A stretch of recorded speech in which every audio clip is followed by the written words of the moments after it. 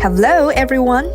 Welcome to Beginner's Guide to Filecoin Chapter 1. In this video, I will help you to better understand what double spending problem is, why does it matter to digital currency, and how blockchain technology tackles this problem. Here we go! While we are purchasing, there are only two ways to process any transaction.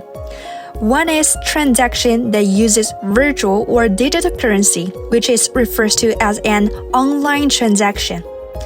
The other one is transaction that use actual cash or money that's paper money, which is referred to offline transaction.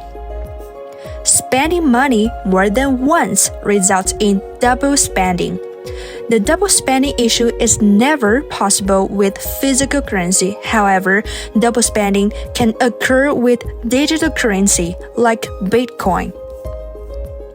To help you better understand the double spending problem, let's take a small example.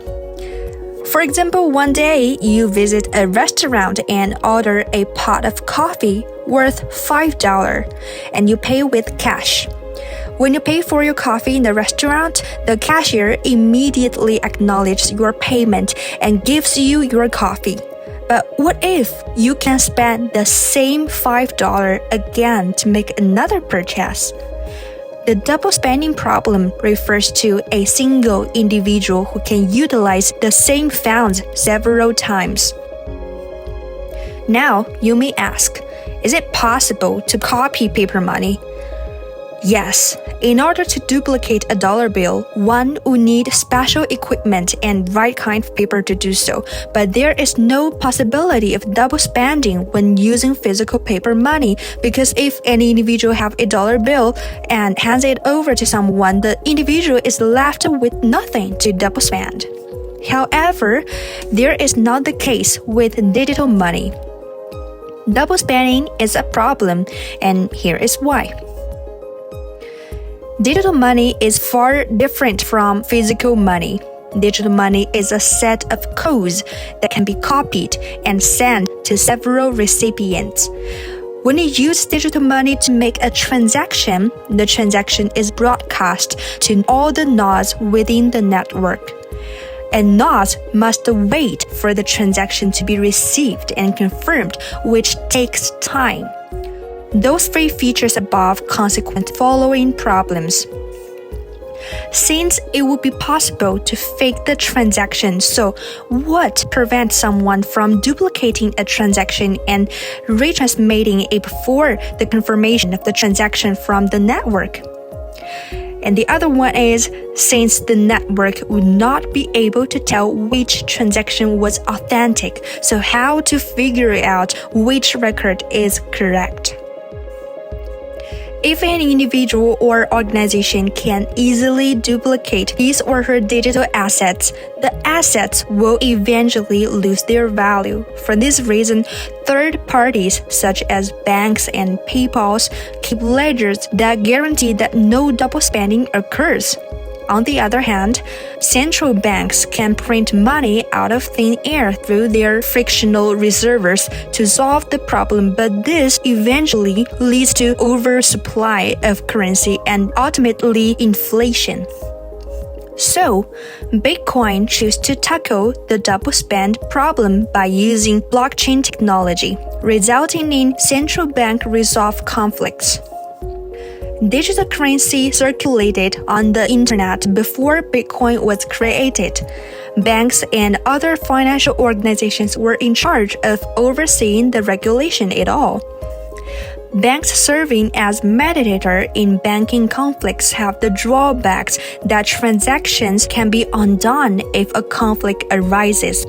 This results in increased costs and extended transaction delays. By developing a system that is fully reliant on cryptographic evidence rather than trust, Bitcoin attempts to address these constraints. In a sense, it provides a mechanism to do financial business devoid of banks. One of the crucial features of Bitcoin is every Bitcoin displays the ownership history. It's crucial to comprehend what a Bitcoin is in order to begin comprehending how this method of cryptographic evidence functions. A sequence of digital signatures is how Bitcoin is described in Bitcoin white paper. It may be transferred between owners via digital wallets, both a private key, which is a password that only the owners know, and a public key, which is an address stored in each wallet. When a Bitcoin owner transfers a coin to another, they sign the public key of the new owner and a hash of the prior transaction. Bitcoin is then completed by appending this hash. As a result, each Bitcoin is similar to a car's logbook in that Bitcoin is then completed by appending this hash. As a result, each Bitcoin is similar to a car's logbook in that it contains a list of all prior owners. Bitcoin uses a global ledger known as a blockchain to address the double spending issue. The Bitcoin offers a mechanism for all nodes to be knowledgeable of every transaction, demonstrating that no efforts to double spend have been made. All Bitcoin transactions are formally broadcast to every node. The sequence in which they were acquired can then be agreed upon as a unified history. Double spending efforts made after that point are ineffective in Bitcoin since most nodes will occur on which transaction was the first to be received. The timestamp server in Bitcoin is crucial to creating an immutable ledger. Well, a timestamping server was suggested as a solution to the double spending issue in Satoshi Nakamoto's white paper. A block of transaction is hashed by the server, which then broadcasts the hash to every node in the Bitcoin network. This timestamp demonstrates that none of the information in the hash could have been produced following the publication of the hash.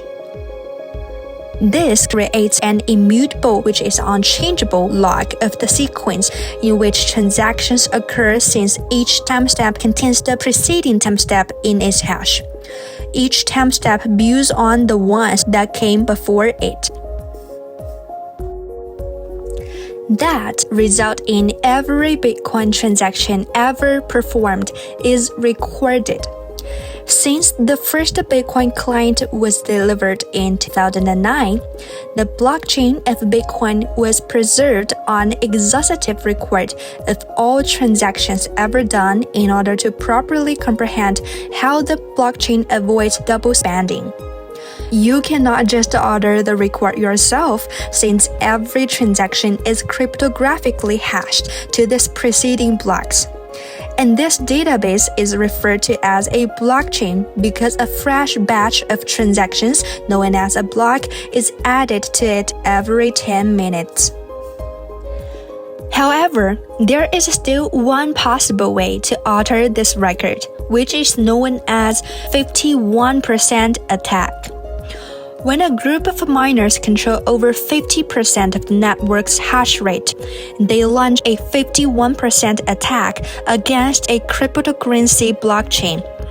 Having control of 51% of network nodes provides the governing parties with the ability to change the blockchain. Payments between a few or all users might be stopped if the attackers were able to stop fresh transactions from receiving confirmations. The ability to undo decisions taken when they were in charge would likewise be available to them.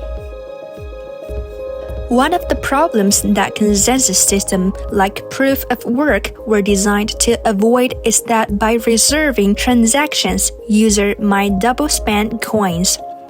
However, on a coin with a high participation rate, a 51% assault is an extremely demanding and difficult undertaking. The majority of the time, the group of attackers would have to be able to command the required 51% and then back up blockchain ready to inject when the opportunity arises. The main network would then have to be out-hashed. One of the biggest obstacles against a 51% attack is the expense of doing so. In conclusion, the blockchain stopped double spending by broadcasting groups of transactions to all nodes in the network and time-stamping them. Transactions are irreversible and hard to tamper with since they are time-stamped on blockchain and quantitatively tied to earlier ones. Alright, please thumbs up if you find this video helpful. More videos will be updated in this beginner guide to Filecoin of King Labs. Please subscribe in case you missed out. Bye!